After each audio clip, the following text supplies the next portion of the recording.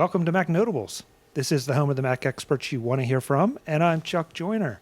And I'm happy to welcome back, after way too long an absence, again, Mr. Christopher Breen, Senior Editor for Macworld. Chris, it's great to have you back. It's great to be back, thanks.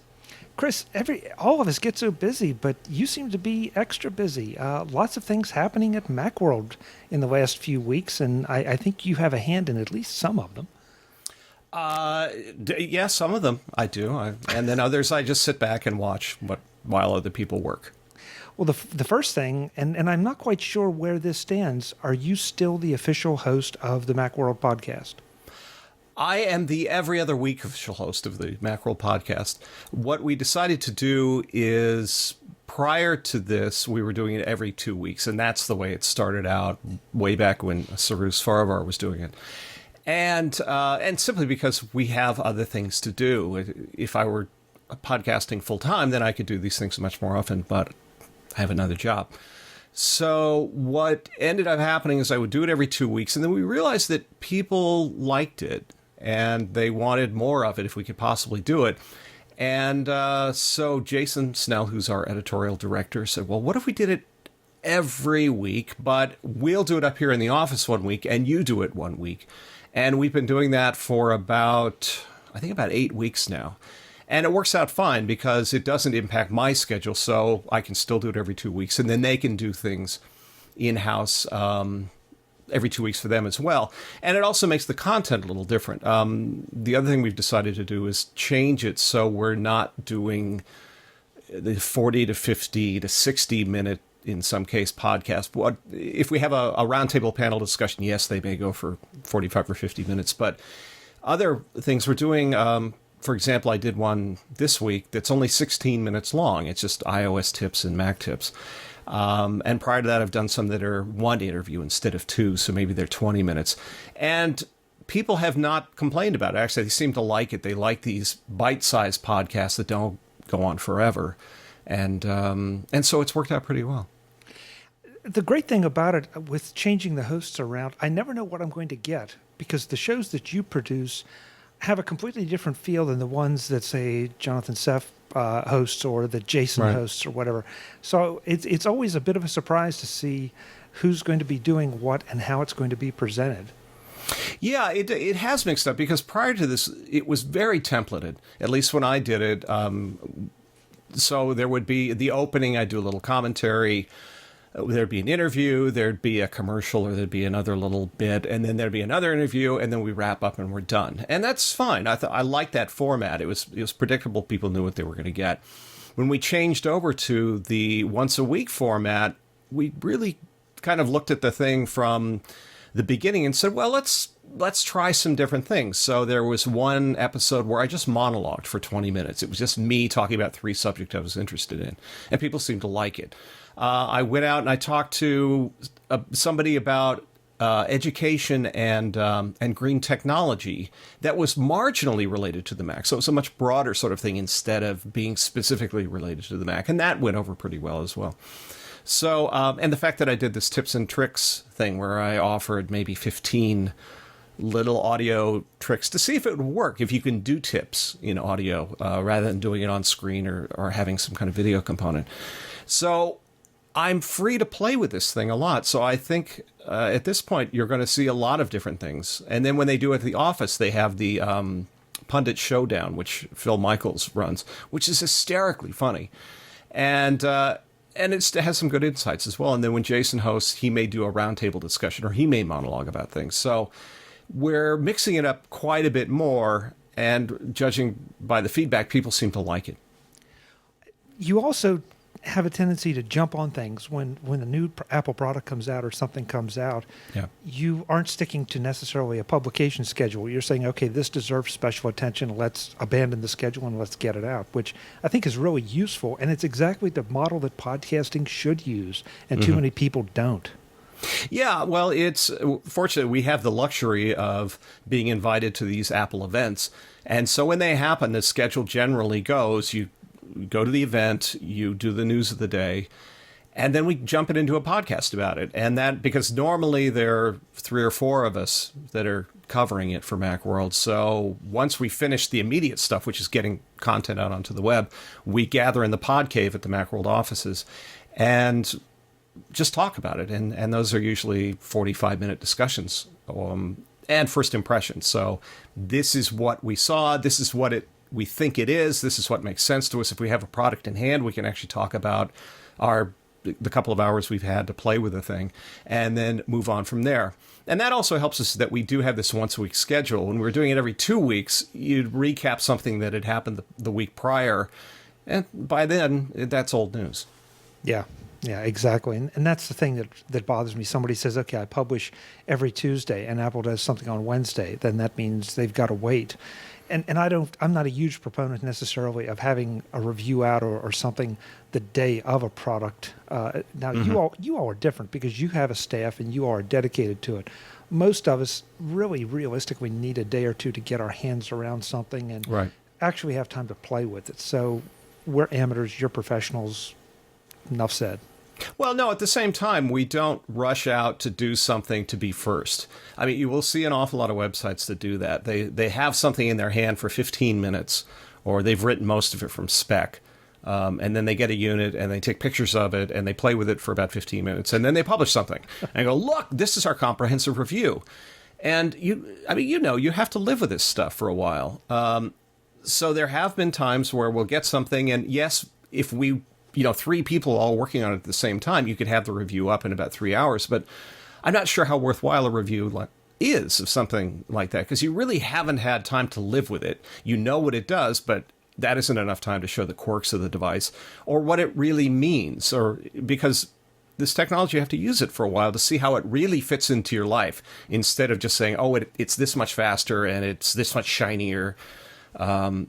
The living with it is important. So, and I think everybody has this problem because there's so many websites out there. Everybody wants to be first. And I don't think it's helpful to be first all the time. Even though there have been some wonderful first look reviews, having more time and taking more time produces a better review.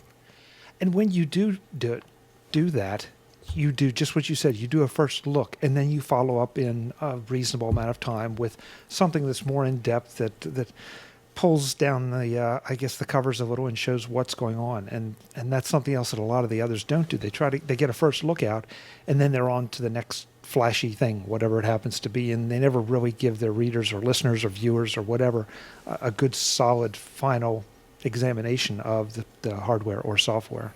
Well, you're right. I mean, things happen so quickly that people tend to get their big web traffic on whatever that first piece is. So if it's a first look and they're out of the gate first or close to being first, they get a huge amount of traffic then. And if they do a follow-up review 2 to 3 days later, they're not going to get nearly the traffic they did before, even though that's the one that's really more important. Because people just want to know what's the new thing. Tell me about the new thing. And a lot of times when we do first looks, people will be critical and say, well, this is an incomplete review. Well, it's not a review. It's a first look.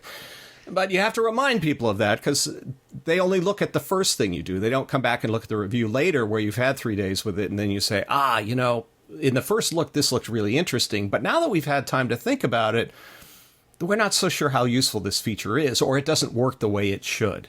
And that's why I hope people do come back and review things. But you're right. Sometimes they just do first look and publications move on to the next thing. Okay, so the podcast frequency is up now. So we now get to look forward to hearing from the Macworld crew once a week, which is wonderful. You're on my playlist all the time. But how about the new premium subscription, or premium service, I should say, that Macworld is offering? This one, for me, came out of left field. I was surprised to see it. I was happy to see it, I think. But we'll talk a little bit about that. What does it mean that your content is hiding behind now the proverbial walled garden? No. Okay, so what is it that I get if I become a subscriber to this service? Yeah, well, it's called Macworld Insider, and I had nothing to do with the creation of it or the maintenance of it. It's just I'm just an innocent bystander. But I actually approve of it because I'm not big on walled gardens, and I think a lot of publications aren't, for the reason that as soon as the wall goes up, everybody goes away. because people don't want to pay for things. They're used to media being free, and when it's not anymore, and somebody says, "Well, now you actually have to pay for this stuff," everybody runs fleeing. They flee, and then they leave angry messages behind in their wake. So what Macworld has done, and I think it's the wise thing to do, is that nothing has changed about what people currently get. So if you go to the website, all the content's still there. It's still free. The ads are still there. You can still get RSS feeds. You can still participate in the forums. Everything was the same as it ever was before. What Macworld Insider does is it enhances what you're already getting for free. And the enhancements are what you're paying for. So you get...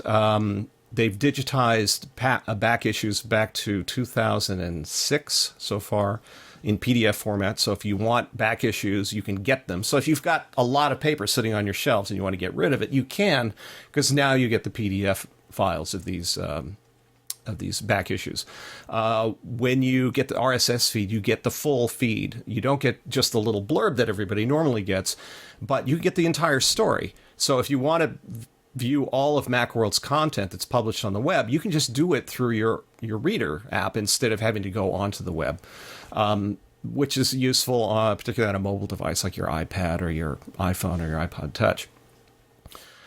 When you go to the website, if you do, all the ads are gone. So if you're distracted by ads and don't like them, this is sort of the ethical way to block those ads, because you're paying us in some form to get rid of the ads. We have areas of the forum that are dedicated just to Macworld insiders. So we will have special online events. We have one, I think, on October 14th, where Jason, John Seff, I think Dan Frakes, and I will be there talking to insiders who care to come in for this text chat. And there's other stuff on the way. I believe the price is $40 a year if you don't have a subscription.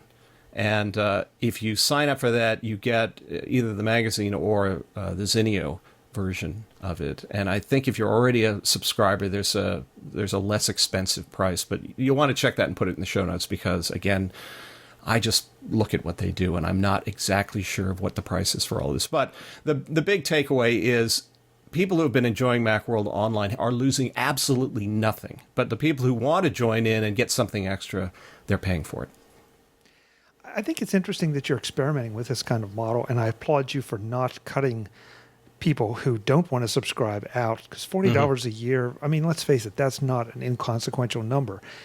It's great that it gives you access to the back catalogs, to exclusive stuff. So instead of taking value away for the rest of us, you're just adding it for the subscribers. Yeah, that's the whole idea, is that if you're a subscriber or you want to become a subscriber, then you get these extra benefits as well.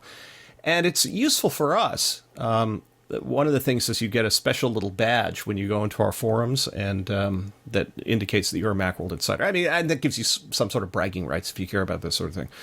But as I moderate the forums, it's great for me because I see people with these badges, and I've come to realize that when you pay for content, you're actually a fairly reasonable person on forums, and you don't make a nuisance of yourself because now you're invested in it in some way. And I think people take some kind of ownership of it, and they become suddenly more responsible, or maybe they're responsible in the first place and feel like, well, I should help these guys out. I like their content. I've been getting it for free for a long time, and let's throw a little money their way. That's something else I wanted to get to. You have been, shall we say, an outspoken critic of some of the feedback you get on the Macworld forums by Who, me? Yeah, you. Folks, go back and look at Chris's Twitter feed if you don't understand. And it gets, I mean, frankly, it gets entertaining sometimes, but sometimes I sense a genuine set of frustration with some of the less intelligent or less well thought out comments. Mm-hmm. I am trying to be politically correct here, because some of them, unlike my Twitter feed. Well, sometimes you'll quote them, and there's no other word for it. They're stupid. What's wrong with these people, and why are they bothering you? Yeah. Well, the really long story is, and I'll try to make it not quite so long, is that I've been moderating forums and participating in forums for back to the CompuServe days, when MacUser had a forum on CompuServe. And in those days, there was no World Wide Web to speak of. And so they were kind of going back to the user group model, which is where they had information, they wanted to share it with each other.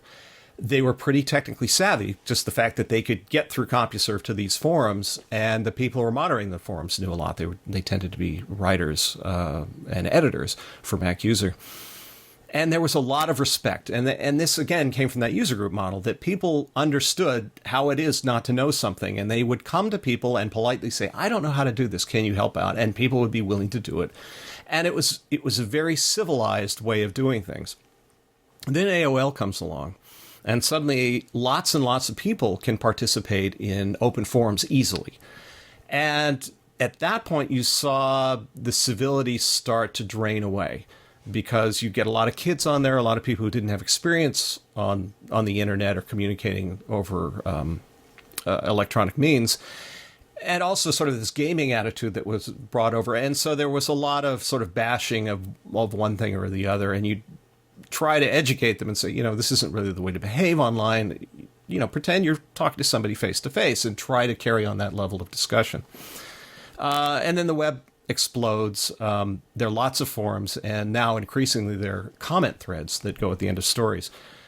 And because of anonymity, people feel like they can post anything they want, because they don't have to, say, well, I'm going to take responsibility. This is my name. This is where I live. This is what I do. Instead, they're just some anonymous person, and they can type anything they want. And part of it is they think that whoever reads it on the end is part of the faceless media instead of a real person who, cares about the content that's being commented about.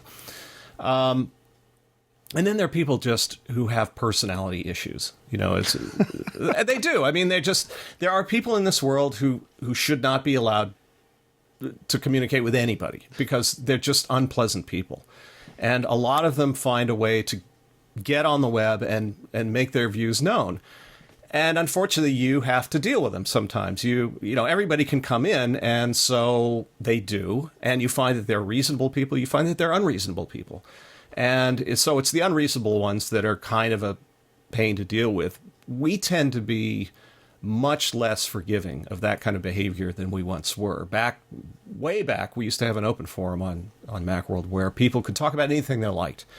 And it soon became poisonous, because people would talk politics and religion and sex and anything that's going to make people mad, they would do, because people like to stir the pot. And we kept them around, and we tried to reason with them for a while. And finally, the word came down is they have to go, because they're poisoning the worthwhile parts of our forums. So they did. And then a few months ago, Jason largely said, we're going to have a campaign against rudeness. We need to bring some civility to our forums. And so now when people are rude or out of line, we don't spend a lot of time talking to them about it and trying to correct their behavior, because some people just won't be corrected. And so we just get rid of them. And that's worked out better for us, because even though it makes them mad and they wreak their vengeance in various ways, it makes for much cleaner forums. So when people come to Macworld and spend time in our forums, they're not going to see a lot of junk, because all of us are fairly vigilant about it. We don't want to see people abused. We don't want to see innocent people who are asking maybe simple questions to other people called idiots because they don't know something. There's nothing wrong with not knowing anything. But there is something wrong with being belligerent and just an awful person. We don't have to put up with that, and we just don't.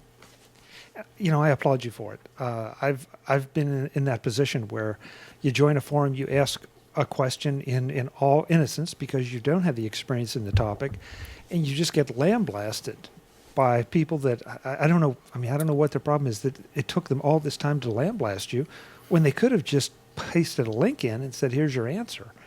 Yeah. It really is an interesting behavior. I don't know if it's a sign of the times or a sign of a certain level of society, or like you say, just personality issues. But it's always a little surprising that if somebody's been on there for a long time and obviously they're being lazy, okay, maybe, but not like it happens sometimes. That's one reason. Excuse me. That's one reason I don't have forums on MacVoices, because unfortunately I've tried it and I'm looking for other ways to communicate with the listeners, but the forums just are a huge time suck. I mean, there you are. You're a moderator, and you spend quite a bit of time doing that. Yeah, it's interesting how people are handling this now. One option, like you and John Gruber as well, They just don't allow forums and they don't allow comments because Gruber has explained this, and he said, these are my views, and you come here and you can enjoy my views or disagree with them or anything you want. This is my site. If you disagree with something I have to say, get your own blog and you can write about it there. And I think that's fair, because if you look at, say, a Gruber story that's popular, let's say he gets 20,000 views on that, and were he to have comments on there, it's attractive to people who have a bone to pick, because if they have their own blog, maybe they get 6 views, from their cousins. But if they go to Gruber's site and if they can post on there and they say, well, great, maybe this comment is going to be seen by 10,000 people, that gives them a soapbox. And why should they have that soapbox? It isn't, it's not their right to speak about this on his site. If he wants to close that off, that's perfectly okay. Again, I come from the tradition of helpful forums, and I see how good they can be. So I may be a bit of a Pollyanna about it, but I think it's still worth doing because I like the idea that we can communicate with our readers. They can talk to us and we can talk back to them, and I don't often see that. But you do have to put up with a certain number of people who have personality problems, and you try to get rid of them if you can. But they do try to make things difficult.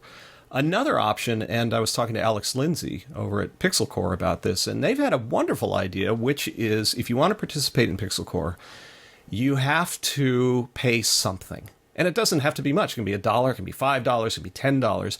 But if you participate in this, suddenly the spam disappears because spammers won't pay. And it turns out that people with serious emotional and personality problems are cheapskates. And they absolutely refuse to participate by giving any money at all. And so they go away. And of course, the other reason is if they give money, then you know who they are and you can actually identify them by name and you can contact them through email and say, you're being a jerk. Please stop. Or, you will go away and we'll send you your $1 back or whatever it requires. So creating that sort of walled garden simply for the purposes of civility, I think is not a bad idea. And it's something eventually I'd like to see everybody pursue. We have your credit card. Don't mess with us. Well, not exactly. I mean, we're not going to go out and charge a bunch of Italian shoes on your credit card. But there is something about having your real name attached to things. And there are far too many places that don't require it. We don't require it. You can have a handle. And this comes from the old days. But you'll notice that when Apple does its ping service, regardless of the other complaints I have about it, you have to use your real name. And I think when people's real names are attached to something, they suddenly get more polite because it's them speaking. It's not, they don't get to play, Master Garth of Death. They have to be Bob. And Bob, this is what Bob says. And Bob suddenly has to take responsibility for it because his name's attached to it. Yeah, it's a great point. I hadn't thought about it exactly that way, but I like the pay something model. You're right. Not only does it give you a certain amount of control and information with which to fight back, but it also just says that if you value the forums, come and contribute and throw a buck in the till. Well, and they become invested in it too. Yeah. And so now it's part of theirs. They've, when you contribute something to anything, there's an artist that I really like, a musician I like a lot, Blue, Bleu, and he joined this Kickstarter website, and basically it's for people to go to and say, I want to do this. Would you give me money to support this? And he's working on his 4th album. It's about to come out, and I said, yeah. So I threw some money at him because I like him as an artist. And now I have a very personal interest in how he does and how he succeeds. So I think giving anything makes you sort of a part of the solution. And so now you become protective of this thing that you're supporting. So when other people are being jerks, now, because you have an investment in it, you can talk to them and say, hey, look, I didn't give $10 to whatever this thing is, so you could come and mess it up. So please, police yourself so that I don't have to do it. Yeah. Well, I guess that things are just going to keep humming in Macworld. You all are going to continue to experiment and revise things as we move forward, and things change on the web for distribution and all. But these were 2, I think, really great ideas, and I congratulate you. And as you said, I'll have links in the show notes to both the Macworld podcast and to the premium service so that folks can go and look at it, Macworld Insider. Great. And they should sign up if they find value in what you do, and who doesn't? Yeah, or don't. It's okay if you don't. Because, again, we don't... I think when it first came out, we first announced it, there was a ton of feedback, from people saying, well, this is a terrible idea. Please don't do this.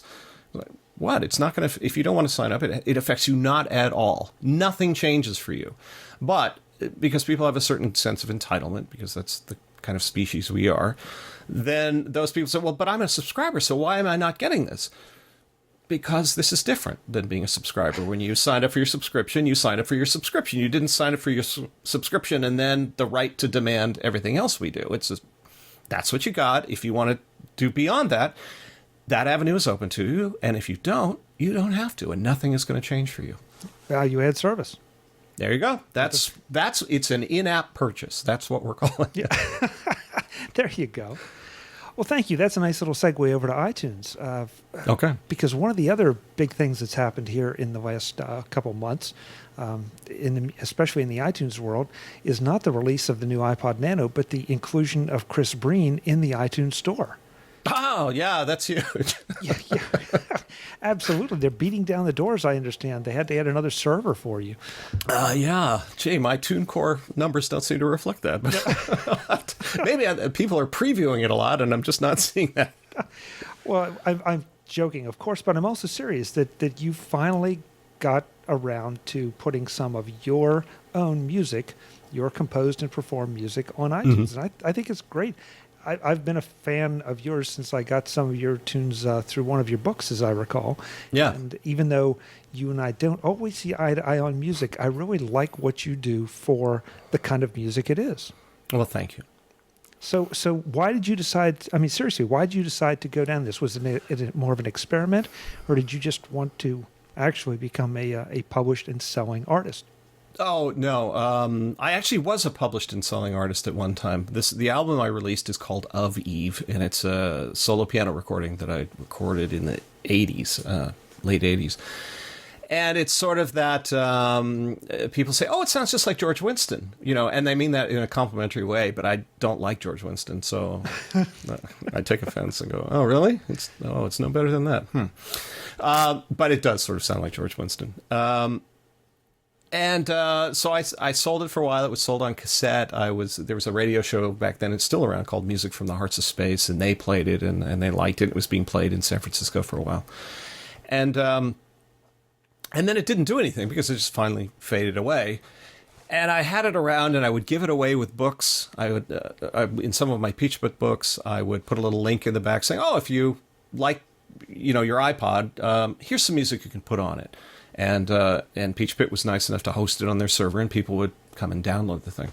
And then that went away, and it was just sitting around. And I like the idea of people finding a way to take their art and their media and publish it. So I was interested in the technical end of that. And I said, well, wait a minute, I had this album sitting around. Why don't I see how easy or difficult it is to put on iTunes? And so I went through an outfit called TuneCore. And it's really simple. You just take the files, you convert them to WAV format, because that's the upload format they want. You give them some album artwork. I think it's a 600 by 600 image. And you pay them some money, and not a lot. I think I got my album on all of the iTunes stores, and I think it costs $37 or something for a year. And then I'll re-up the next year. And I've almost made that money back.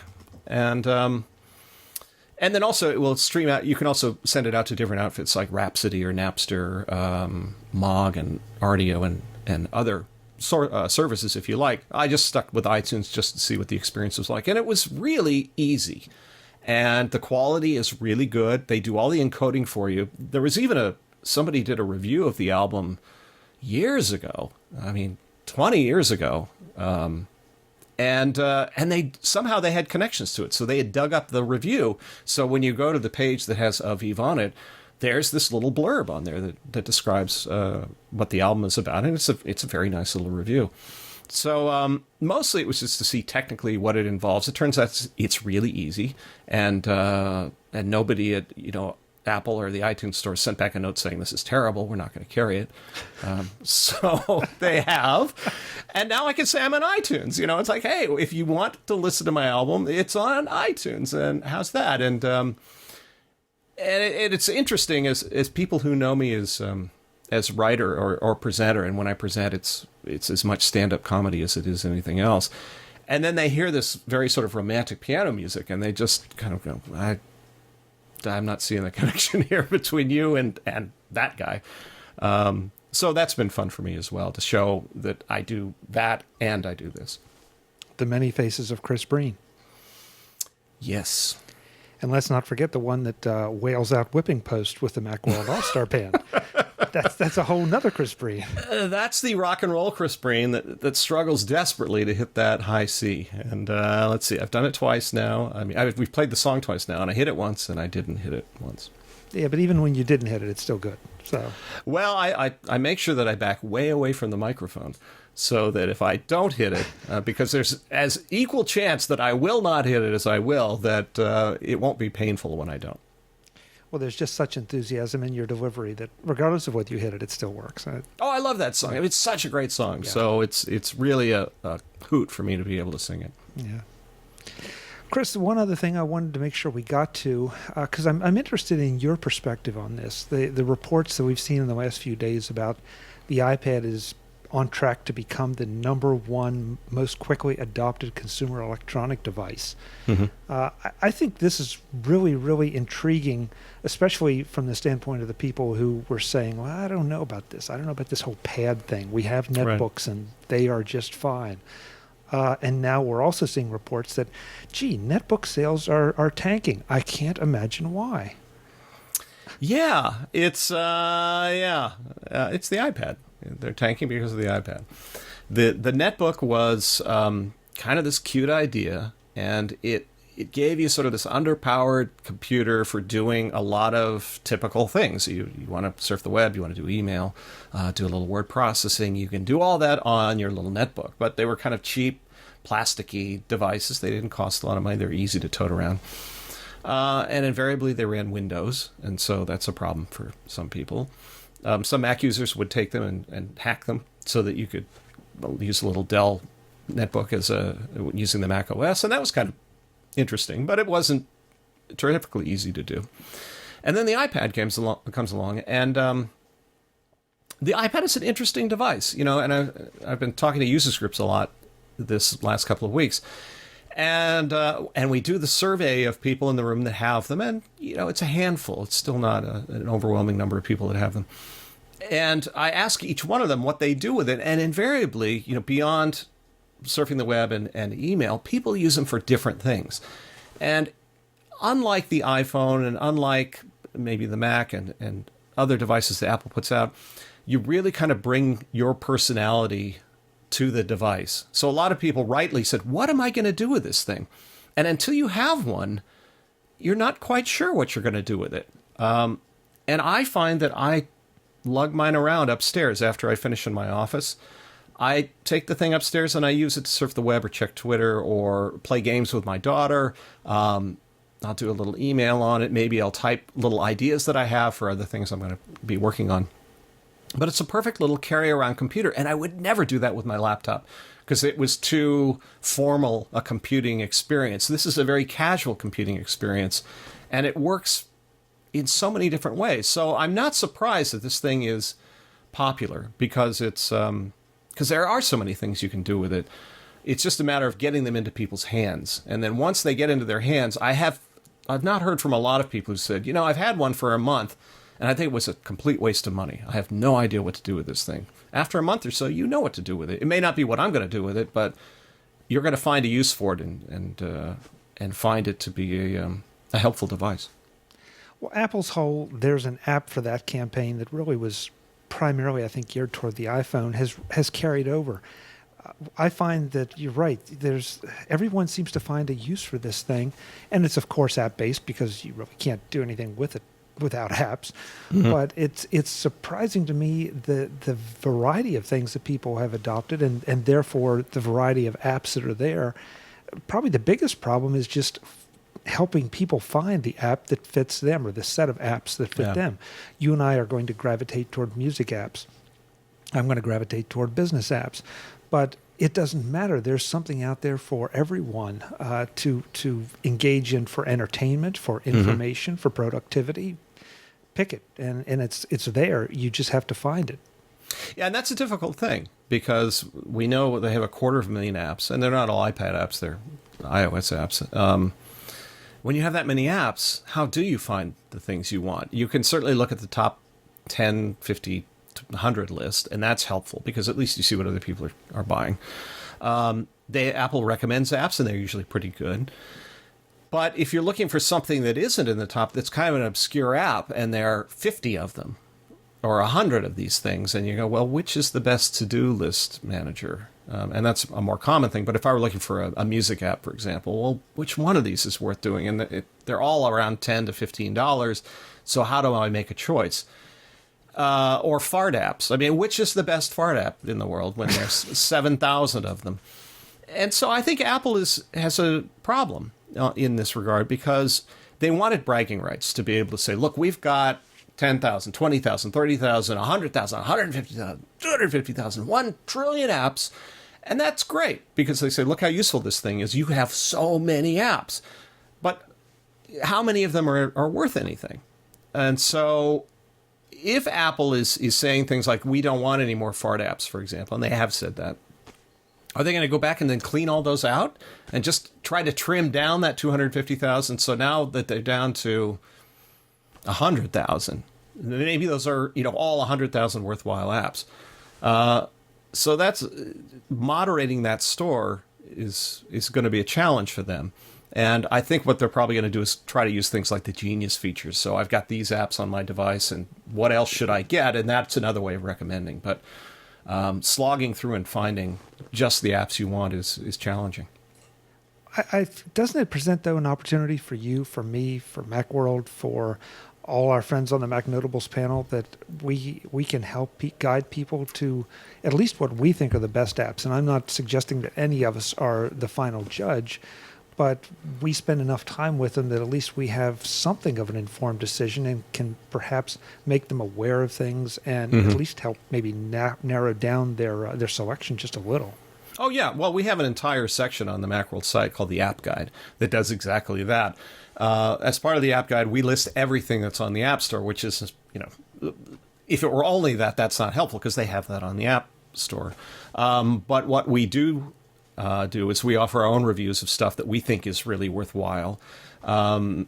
We also will allow users to review on our site as well. So it isn't just the reviews that you see on the Apple site, but on our site as well. So if we review something, for example, and we say, well, we think this is great, somebody else can come in and say, well, I don't think it's quite so great, and here's why. So you get, I think, at least on our site, you get a more informed reviewer than some of the app reviews you see at the App Store.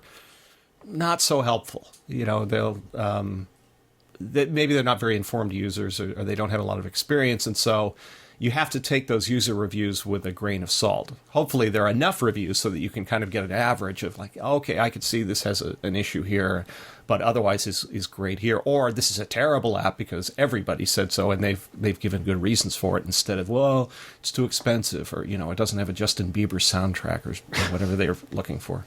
Bite your tongue. Sorry to the Justin Bieber fans, but bite your tongue. Well, I'll tell you, my daughter is in the ripe age for Justin Bieber, and she has no interest in him whatsoever. I knew your daughter was a woman of class. I have dodged that bullet. There's other stuff she listens to that I go, but Justin is not one of them. Well, that's good. Then she's discerning. Yeah, well, so far, but once she figures out it irritates me when she plays this stuff. I'm sure she'll turn it right on. Wait till you see what she brings home for the prom. That's what I want. Boy, yeah. Chris, it may be only appropriate to wrap up, since we're touching on the apps. Any favorite apps that you recently stumbled across that you think are worthy? And we didn't prepare for that, but to take us there. Hang on a second. Let me look at my. I'm just going to pull up my iPad now. One of them. Which one is this? What's on here? Hold it. One of your iPads. Is that what you just said? Yeah. I'm so sorry. Me too. Let's see. Okay, well, greatest hits, of course, Angry Birds. We're still going through trying to get 3 stars in every level because we want to get the golden eggs. And that my daughter and I do that one. The new remote app is great. If you have a new Apple TV, that remote app is just terrific. It's a wonderful way to navigate the things. Actually, I have a story coming up where I'm comparing the various music subscription services. So that's Rhapsody, Napster, Mog, and Rdio. And they all have apps now. And what you can do with these apps is not only can you stream the stuff to your portable device, but you can also download, as long as you're as a subscriber, you can download this music to your portable device. And I think all of those are just wonderful. If you like music a lot, I've been a big fan of music subscription for a long time. And the fact that they now have apps so that you can put this stuff on your device and take it with you is incredibly powerful. So I like all of them. There's some I like better than others because of their interface, but the fact that you can do it at all is a good thing. Zumocast is great. Have you used Zumocast? I have used Zumocast. It definitely expands your horizons a bit as far as what you can take with you and where you can access it. Right. Yeah. So those who don't know, it gives you access to your media on your computer, and you can get it from your mobile device. There was another, and I've forgotten the name of that app, that lets you do the same kind of thing with video, but it would have to convert it first before it could show it to you. And this just happens. It just streams right over, and it looks good. I had a couple of others. You're talking about Air Video? Yes, that's it. Air Video. Yes, I was one of the ones that had great success with Air Video. I still use it. In fact, mainly because I have it set up. But Zumocast, I find them to be very similar, at least in performance for me on my home network. Now, I have not experimented a whole lot taking it outside my home network. Right. Netflix is a killer app. I just love Netflix because I have an exercise machine down in the basement, and I try to use it every so often. And I didn't before, but now that I have Netflix in there, I can get on the thing and I can watch an old X-Files or something while I'm working out, so I don't have to pay attention to the pain and misery I'm going through, but instead I can concentrate on that. And it looks great. The performance is good. So that's great. And also I have Sonos multi-room music system in my house, and they have a new iPad controller for it, and it's wonderful. Sonos is a way of controlling not only your local media and playing it through these devices, but also subscription media. And you can create playlists of stuff that's not only from a subscription service, but also from local. And you can just mix it up. And so everything that plays through it just sounds like you own it, even though some of it's coming from the internet, some of it's coming from your Mac. And their implementation is spectacular. You can see most of your media, get to it very quickly. They have really pretty album artwork. It's easy to create playlists, so they've done a spectacular job. And if you have a Sonos system, the apps are free. So they have one for the iPhone and the iPod Touch, and then they have this larger one for the iPad. So I like that a lot, too. Let's see. Several iPads, Sonos system. I have a lot of stuff. You got a lot of toys, Chris. I do. I have, and I got a guitar. Wait a minute. You're a keyboard guy. I am. I'm a keyboard guy, but I got a guitar. And I'm going to show it to the microphone. It's there. I'm showing it to the microphone. See? And it goes like that. And it's an Epiphone Les Paul standard black thing with white trim on it. And that's my newest toy. And so it's right next to my computer. And I've got a little amp set up next to it. And when I'm thinking, I pull it up and I practice my chords. And so I never will ever play this thing in public because I will never be any good at this. But I like the idea of, because I'm a keyboard player and I totally get that. And so it's a nice challenge to be able to try a different instrument and have to think differently in a musical way. So that's my latest toy. I had a banjo before. I still have a banjo, but and now I've moved on to the electric guitar. Yeah, I remember the banjo, but the electric guitar is, and in fact, the fact that it's electric too, that says something. I think maybe we're finally getting down to the real Chris Breen. No, it's actually because I'm a wimp. Because my wife has a steel string Takamine guitar, and I've tried playing that, and really hurts. It just hurts your fingers because you're digging in and you've got these grooves dug into your hands. An electric guitar, I probably should have gotten a Strat, a Fender Strat instead, because I could have lowered the action, and they've got a thin neck and it doesn't hurt so much. But I thought I really liked the Les Paul sound and I like the looks of their guitars. So, this one hurts a little bit, but not nearly so much as an acoustic guitar. So it's not really to be a rock guy, because I sit down when I play anyway, which is just the ultimate wimpiness. But it's so it doesn't hurt so much. I don't know, Chris. By the time we come back the next time, who knows? It may be a didgeridoo. I'm not sure. I don't have one of those yet, but I do have some other instruments here. Yeah, I have a Chapman stick, which is a really bizarre instrument, which I can't play either, but I have one. All right. Well, we'll wrap up with Chris's instrument collection. There you go. Yeah, Chris's collection of instruments that he can't play. Chris, let's not make it so long in between. I know we both end up busy, but it's always fun. It's always interesting to see what you're into, and not just the Mac stuff. I really mean it. I want people to go and check out your album on iTunes. I think they'll like it, and it will introduce them to a new dimension of Chris Breen that they may not be familiar with if they read your nasty comments about nasty posters on Twitter. Yeah, and the political ones too. So that's the other thing you want to, because I don't, when I'm on Twitter, I'm posting as me. I'm not posting as Chris Breen Mac guy. I do post about technology fairly often because I spend a lot of time doing that. But I also post a lot about music, and I occasionally post about politics. And I have my views, and they're certainly not the same as yours. But as we know, thank you for clarifying. Yes, and people sometimes get bent out of shape about it. Some guy just, was very angry, and he said, "We don't follow you for your political views. Stick to technology." And I think what a lot of people don't realize about Twitter is it's actually opt-in.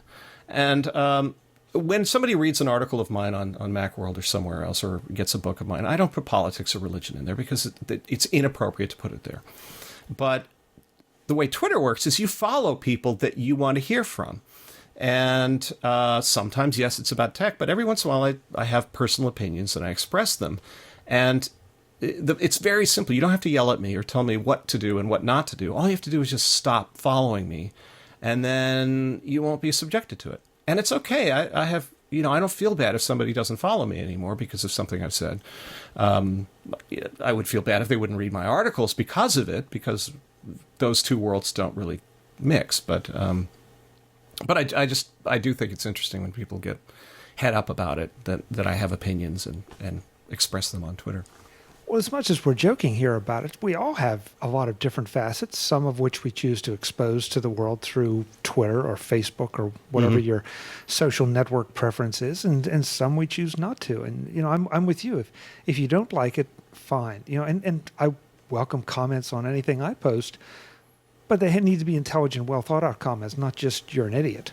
So yeah, well, and people can do that. And you have options too. I can block people if they're really upset, but insist on commenting on what I write. But we do, and people use Twitter for different things. A lot of people use it strictly for business, and I follow some of those people because that's really all I want to hear. If somebody who I was following for business did talk about their cat all the time, I'd eventually say, yeah, that's enough of that, and I'll unfollow. But I'm not going to send them a nasty message about it. It's just like, okay, well, that's what you've chosen to do, and I choose not to sit and watch you do that. Well, and come on, it's only 140 characters at a time. I mean, it's not like there's a diatribe going on here. Just ignore that tweet and move on. Well, in 140 characters, I've managed to make some people very, very angry. So, but I'm a professional writer, so I can do it in 50 characters if I really have to. Isn't that like an old game show? I can name that song in. Right, I can make you mad in 24 characters, and okay, it doesn't take much. There's a new Macworld contest, folks. How mad can you make people in just for some people it just takes 4 letters, and that's all you need, and you're done. Folks, that's Chris Breen. He's the guy that owns instruments he can't play, makes people mad in 24 characters, and is published on the iTunes Store. What a guy. What a guy. Chris, thanks so much. You bet. Folks, check out the MacNotables website. I'll have links to everything we've talked about, to Chris's album in iTunes, to all the apps that he recommended, to anything else I can find, of course, to the Macworld Insider link so that you can become a Macworld Insider, to the Macworld podcast, just to everything. And, of course, also to follow Chris on Twitter so you can see what he says, to follow me on Twitter, and to see everything else that's going on at the MacVoices group. Until the next time, I'm Chuck Joyner. Thanks for listening.